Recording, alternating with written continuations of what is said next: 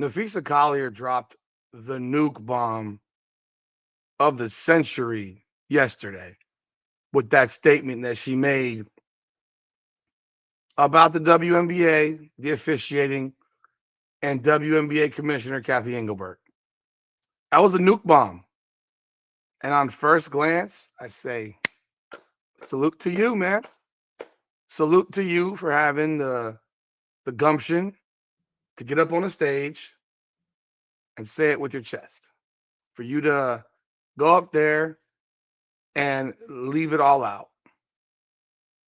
And having listened to it, I said yesterday on the live that I would do a video specific to this. I did discuss this on live last night, but this needs its own video and this needs its own specific commentary. Napheesa Collier isn't wrong, but she's also not right. Cathy Engelbert's comments, according to, from what is said, they're not wrong, but they're also not right. And we're going to listen to the video and I'm going to comment as we go. But thank you for being here. Welcome back, everyone, to another edition of Her Game, Her Way, Women's Basketball. We talk facts over feelings. I'm your host, Rudy Rodriguez Show. Hit that like button, subscribe to the channel, ring the bell, leave a comment. Let me know your thoughts on the content. Love to hear what you got to say. All right. So first of all, I'd like to congratulate the Mercury for advancing to the finals. And I want to be clear, this conversation is not about winning or losing. It's about something much bigger. The real threat to our league isn't money. It isn't ratings or even missed calls or even physical play. Let me stop immediately right now. If they had won, she is not making this statement yesterday. Let's be very, very clear. Had they beaten Phoenix and had a game 5, she would not have been making this statement. No chance in hell. Maybe she would have made it after they lost. And I'm not saying it has to do with winning and losing, but this statement does not get made if they had actually beaten Phoenix. At least not right now. Let's continue. It's the lack of accountability from the league office. Since I've been in the league, you've heard the constant concerns about officiating, and it has now reached levels of inconsistency that plague our sport and undermine the integrity in which it operates. Whether the league cares about the health of the players is one thing, but to also not care about the product we put on the floor is truly self-sabotage.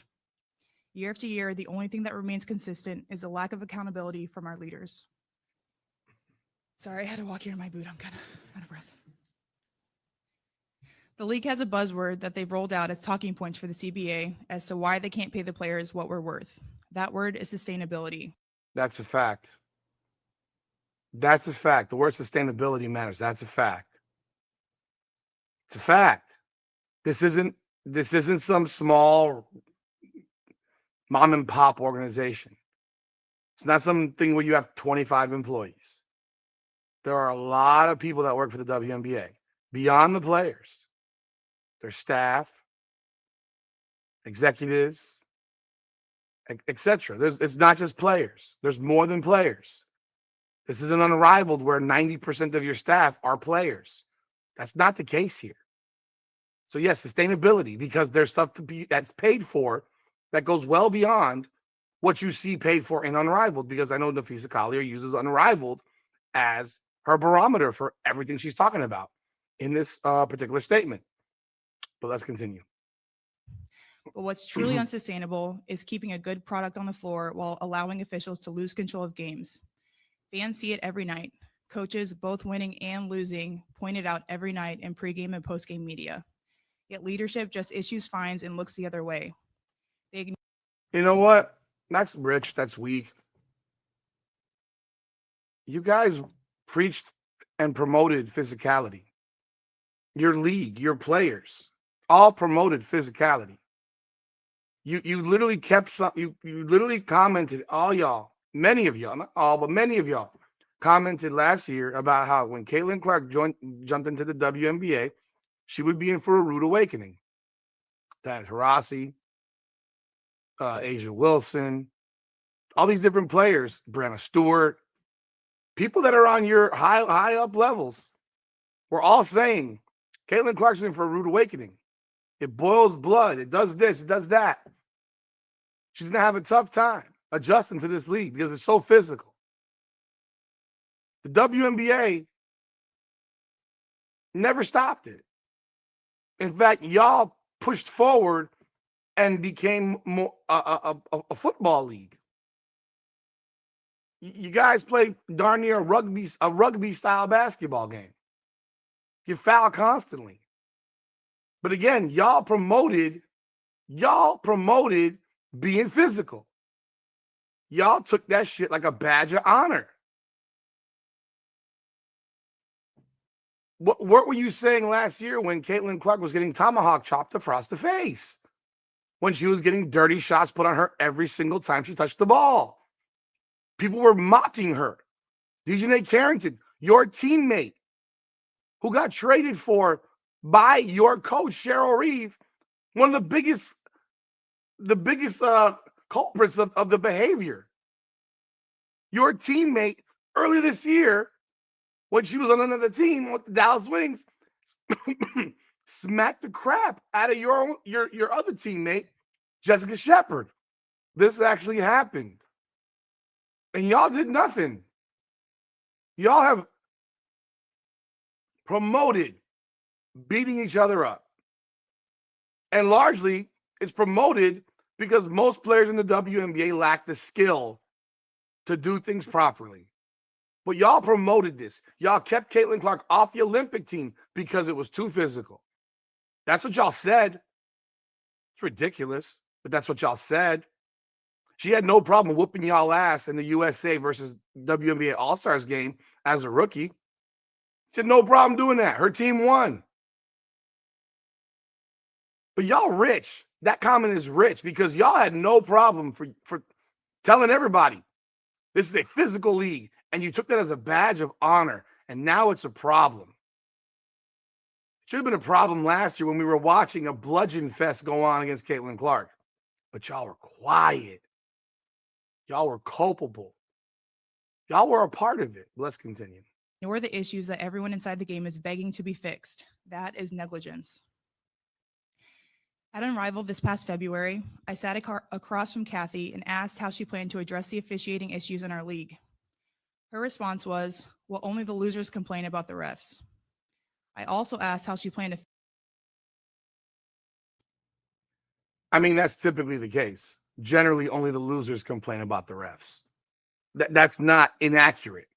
You never hear the winning team complain about the referees because they won. The losing team typically complains about referees, but let's continue. Fix the fact that players like Caitlin, Angel, and Paige, who are clearly driving massive revenue for the league, are making so little for their first 4 years. Oh, now she cares about Caitlin Clark so much. Remember earlier this year when the questions of CBA came up and she was sitting there talking about attendance, the great players of the league. She never mentioned Caitlin Clark. Now all of a sudden she cares about Caitlin Clark. All of a sudden she cares about Angel Reese. Why was Paige Beckers part of this conversation in February? Paige Beckers wasn't even in the WNBA in February. So tell me how Paige Beckers was driving revenue to the WNBA when she was a fifth-year senior at UConn. Still in her season, not even in March Madness. Still in her season. Tell me exactly how Paige Beckers was driving revenue. Oh, is that the UConn thing that you got going on there? See, I'm listening to the words. This is all part of CBA, collective bargaining, the whole nine. And again, Caitlin, the schedule of pay is the schedule of pay. You collectively bargain for this schedule of pay. You live with it. You live with it. You don't just give them a raise because they're here now. You can't do it. It doesn't work that way. But the person driving the revenue is Caitlin Clark. It's not Angel Reese. It's not damn sure not Paige Beckers. Damn sure not in February of last year. I mean February of this year. Let's continue. Her response was, Caitlin should be grateful she makes $16 million off the court because without the platform that the WNBA gives her, she wouldn't make anything. Now, this is the statement that people are losing their minds over. So let's break it down the right way. There was a point when the WNBA did not exist. There was a point where there were no women's professional basketball leagues in the United States of America. Okay? We understand that, right? This is not a 100-year-old league. This is a 28-year-old league. So there was a point in my lifetime where there was no WNBA. So what would happen to those players who come out of college? They would have to travel and play overseas, and you would never hear from them again. You never see them play. You never even know that they were playing. Because the reality was back then, we didn't have TVs that could watch stuff in other countries. TV is a lot different now, YouTube, etc. But we didn't have that back then. To this day, I've never seen a Japanese baseball game. I've never seen a European basketball game. And I watch a ton of sports. I've never seen any of these things. So, Cathy Engelbert, what she said was not actually wrong. Stupid, yes. Wrong, no. Let me explain again. Caitlin Clark was at Iowa. Caitlin Clark, if there was no WNBA, would have stayed for a fifth year at Iowa, and she would have made $5 million. No doubt about it. Household name in Iowa, household for college women's basketball. If there was no WNBA, where would Caitlin Clark be going? Overseas. And most of us, in fact, the large, vast majority of us, would not be watching. We would not watch because we wouldn't care about overseas basketball. We would trust. I know people are going to debate it. You wouldn't be watching. There might be a handful, but most people are not going to be up till 5 o'clock in the morning watching a basketball game in another country, or at 11:30 in the morning because they have jobs. The time zones don't mix. It makes it very difficult. So a lot of these sponsorship deals that she got in college would have eventually dried up. Yes, they would have dried up because there'd be nothing in this country. I mean, she might get those deals overseas in other countries, but we wouldn't be seeing her, and she wouldn't be clearing $16 million. So yes, in a sense, what Cathy Engelbert said is actually factual. Not an opinion, it's a fact. You need a platform to do what you do. If there's no YouTube, there are no YouTube creators. Am I wrong? I think it's fairly obvious. There's a lot of multi-millionaires that have been made through YouTube content. So when you and I'm a YouTube content creator. If there's no YouTube, then where am I posting my videos? I don't have anywhere to post my videos. So I am actually grateful that YouTube exists. It allows me to have a podcast and talk about sports and do something that I enjoy. Whether I make money on it or not, I enjoy it. It's fun. I get to talk about sports like that. That's the dream, man. That's what I wanted to do when I was a kid. That's why I have a degree in journalism. So yes, you have to be mindful of the fact that if the platform did not exist, and it didn't exist just 30 years ago, then no, she wouldn't be making $16 million a year off the court because there'd be no platform to base it on. And college basketball is not a platform. It isn't. So technically, Cathy Engelbert's correct in that statement. Now, professionally, she's a fucking idiot. You're sitting there having a private conversation, a private meeting with Napheesa Collier, and you're talking shit about Caitlin Clark. Do you not believe that Napheesa Collier was recording this meeting?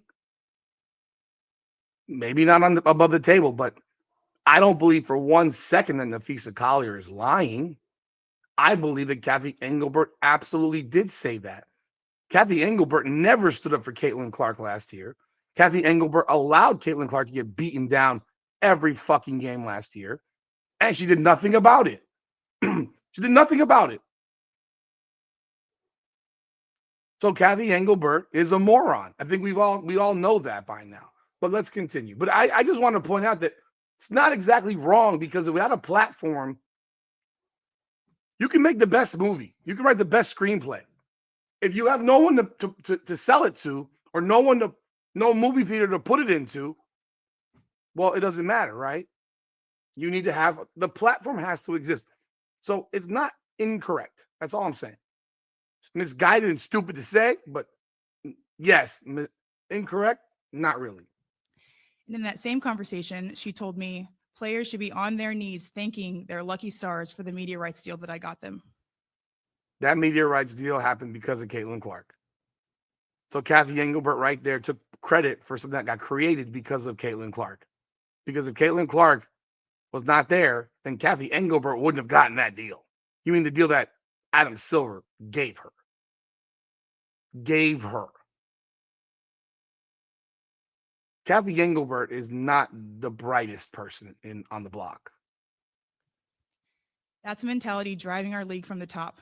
We go to battle every day to protect a shield that doesn't value us. The league believes it succeeds despite its players, not because of them. I have the privilege of watching my husband run a league where he has to balance 100 different things at once. I won't pretend the job is easy, but even with all of that on his plate, he always takes the time to reach out to players when he sees an injury, whether it's unrivaled or even during the WNBA season. That is what leadership looks like. It's the human element. It's basic integrity, and it's the bare minimum any leader should embody. This year alone, I've gotten calls, texts, and well wishes from so many players across the league.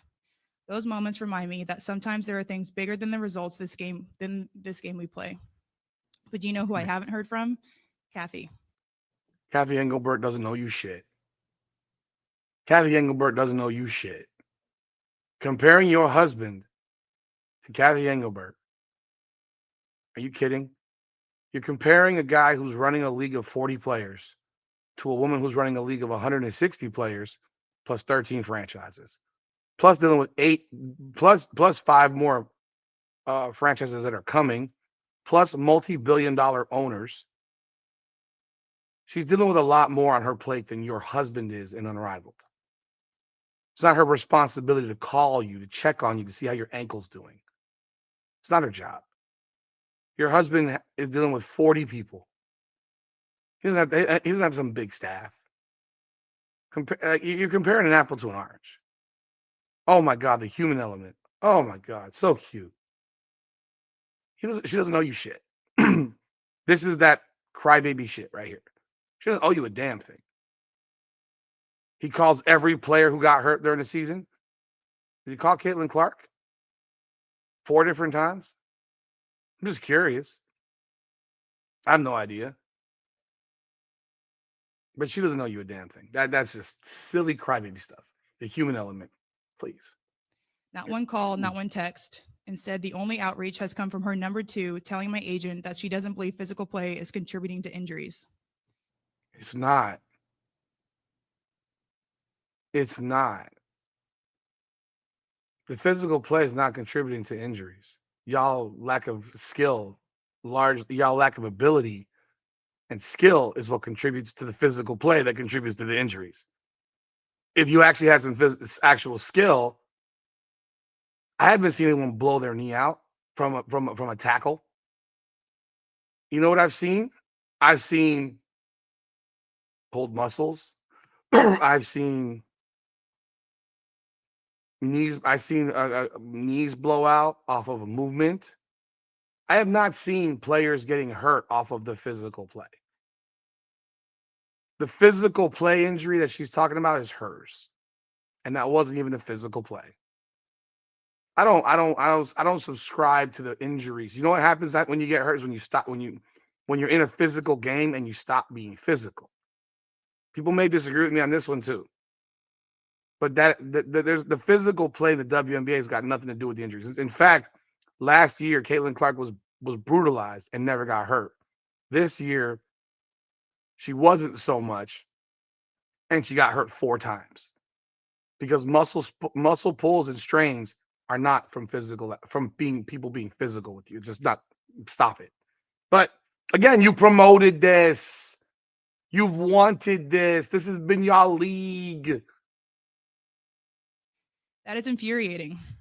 And it's the perfect example of the tone deaf, dismissive approach that our leaders always seem to take.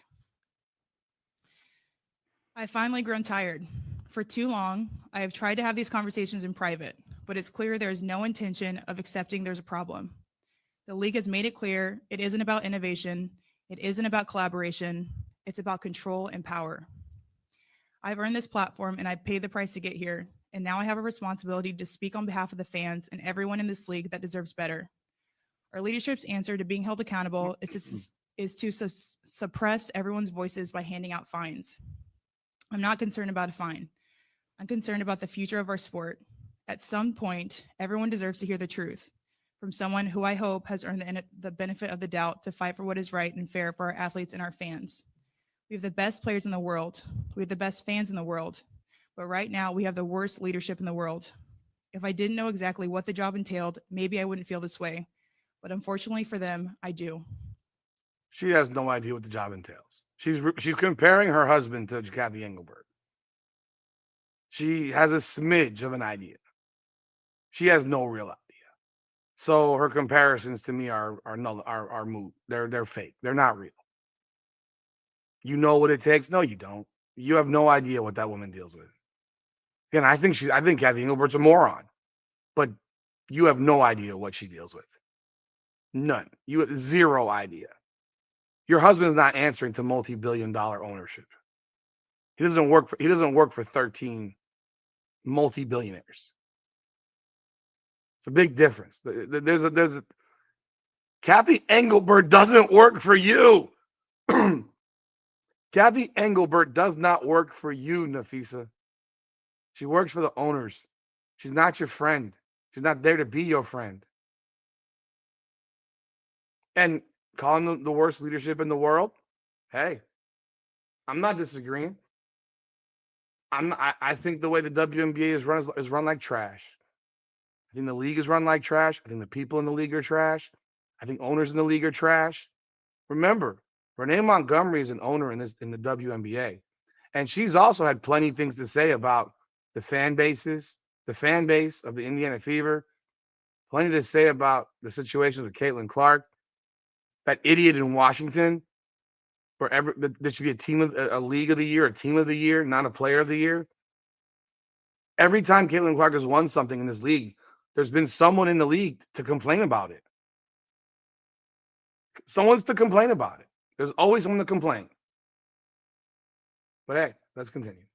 We serve a league that has shown they think championship coaches and Hall of Fame players are dispensable, and that's fine. It's professional sports. But I will not stand quietly by and allow different standards to be applied at the league level. Thank you.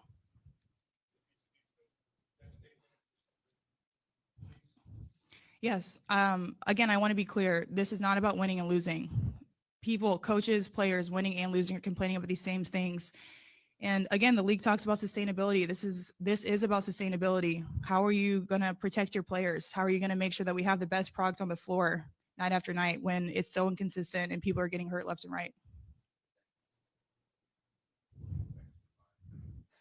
I'm sure that they will find me. I mean, it seems like anything with free speech is fine now. So 5 minutes before you walked in here, the WNBA sent a That's rich. Anything with free speech is fine now? Yeah. You didn't know that? You didn't know that anytime someone says something negative about the WNBA, they get crucified. They get called sexist, racist, misogynist. You haven't heard that before? I mean, man, anytime that any podcaster says something about the WNBA's product, we're called sexist. I mean, I've been called all kinds of names for having an opinion about your league. I mean, let's keep it real. Let's be genuine about it. Every time I've had a comment about this league, I've been called a name by someone who disagrees with me. So yeah, no, you don't. Your freedom of speech is free. and free to have consequence, free to have response. You work in a league in which they're going to fine you if you talk shit about the league. You go do what you if she did this in any job in America and talk trash about the leadership of her company, she would have been fired yesterday. She would have been fired yesterday. You don't get to do this in real life unless you're in a union. And she's in a union. But in real life, she probably wouldn't be the VP of the union. Because you put business people in the union, in charge of your union. You don't put athletes in charge of the union. It's the biggest problem with unions. You have an executive director, you have a board, whatever. You typically don't have the executive director makes statements like this, not players. It's the job of the executive director of the union to do this. But the player wants to do it. Well, guess what? You can't find the executive director, but you can find the player, which is why you don't hear employees typically speaking up. They have representatives that speak up. Most places, if you don't have a union and you talk shit about your company like this, you're out of a job. You're fired. You had the freedom to talk, and you had the freedom of consequence. Another press release announcing more money, more TV rights deals that they just secured. Do you think it's a little premature to announce all the money they're making when they haven't come to a deal with the people that play the game on the floor on their behalf? I mean, it's something that they continue to do. And, but in the same breath, they cry that they don't have enough money to pay the players, that they don't have the sustainability to pay the players when they're selling teams for $300 million, when valuations are going up to almost $500 million. Like, it doesn't make sense to us. It's why we're fighting so hard in our CBA and what we're going to continue to fight for. So that's it. The valuations are all dog shit. Like, we have to stop this. These valuations are all bullshit. Just like the valuation of Unrivaled is bullshit. These valuations are all bullshit. They're all speculative. They're selling franchises for more money because Caitlin Clark showed up and created that opportunity. She ignores the fact that for almost 3 decades, the league is nothing but lose money. So you're now basing a business off of recency bias. Because what if they showed you the books for everything that's gone on over the past 30 years, and then you'd have to look at it and say, oh shit, this league has done nothing but lose money over the last 30 years. So yeah, there is something to be said of sustainability because there's a lot more bills involved in the WNBA than there is in Unrivaled, where where dummies are just giving you money to pay players for a bad product. It's not the same. It's not the same. It just isn't. And it's mad frustrating listening to people that don't have an understanding of basic math whining about it. Yes, the players should make more money. Should they get the 51% or whatever it is, or 50% or 49% that they want? Hell no. Hell no.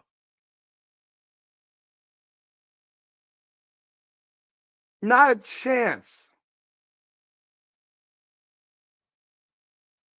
Why weren't they having this conversation 2 years ago before Caitlin Clark showed up? Because they had no leverage. Their leverage was Caitlin Clark, the player that they basically let get beat up last year, who created the money for their league. Now, let's talk about Cathy Engelbert before we go. Cathy Engelbert works for ownership. Cathy Engelbert does not work for the players. Now, the ownership has to decide if they're going to fire her. And I've seen videos where people saying fire Cathy Engelbert because of how she runs the league. No, you fired Cathy Engelbert because she just embarrassed you as owners. She just made you look really bad. Because remember, Cathy Engelbert reports to the ownership. She works for the ownership. The owners of the teams can fire her. Adam Silver can remove her. She works under him pretty much.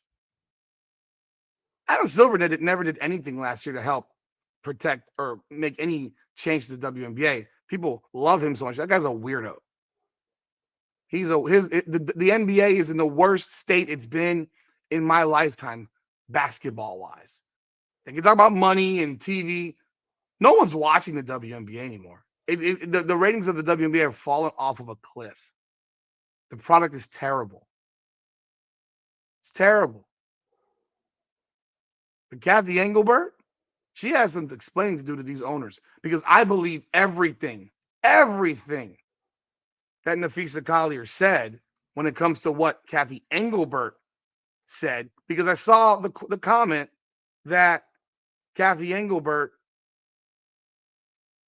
made. She said this, and now there's a story coming out talking about how the sources are saying that she's likely to exit now after the CBA. But Cathy Engelbert had a response to Napheesa Collier's comments, and she says, "My focus remains on ensuring a bright future for the players and the WNBA, including collaborating on how we continue to elevate the game. I'm disheartened by how Napheesa characterized our conversations and league leadership, but even when our perspectives differ, my commitment to the players and to this work will not waver." Cathy Engelbert did not deny the statements that she made or that Napheesa Collier said she made about Caitlin Clark, or that the players should be on their knees thanking them. So she didn't deny it. She did not deny it. And that means she said it. Because if you come up with something as blasphemous level as that, that was crazy levels, you would immediately deny it because you look nuts. She didn't deny it. So I believe she said it. I believe that she said it. Now, again, I've given my opinions on everything else. But these players are getting what they gave. They're getting what they gave because they had no problems beating the brakes off of Caitlin Clark last year. They had no problems promoting their physicality last year. The coaches promoting the physicality. Everyone's promoting the physicality, and now they don't like the physicality. There's a reason that women's college basketball is easier to watch than the WNBA because women's college basketball is much more free flowing. There's more freedom of movement. The WNBA, they are grabbing, they are holding, they are chucking. Everybody should be fouling out of these games. They allow it. The inconsistency in officiating, they allow it. But the problem is, if they called everything in a WNBA game, we might be there for 6 hours. Because these women are not skilled. These women foul like crazy. They're not taught to defend. They're taught to grab. They're taught to hold. They're taught to foul. Every single player, the ones you think play good defense, the ones you think that play bad defense, all of them play bad defense. They all foul. And they foul constantly. It's ridiculous. Napheesa Collier is one of the few actually skilled players in the WNBA. So maybe she doesn't like this physicality that much, but most of the players, they survive on it because they don't have the skill to compete otherwise. But y'all let me know your thoughts in the comments. And Cathy Engelbert, should she be fired? I don't know. I don't care. I really don't care because it doesn't have any consequence to me. She's a dummy. She's made some stupid statements. I mean, wearing a New York skyline dress to the Game 5 of the WNBA finals last year was absolutely insane. But I don't know that she should be fired or not. That's up to them. I couldn't care less. If I'm an owner, yeah, I'm probably looking to fire her ass because you're a fucking idiot who needs to learn to shut the fuck up and never have a meeting with a player by yourself. That's just stupid. And let alone talking shit about your most marketable player in the world. It just doesn't make sense. But not shocked. None of this surprises me. This league is toxic. These players are toxic. They all deserve each other. Y'all let me know your thoughts in the comments. Hit that like button, subscribe to the channel, ring the bell. This is Her Game, Her Way Women's Basketball, powered by Come On Now, the podcast where we talk facts over feelings. Let's go. Come on now.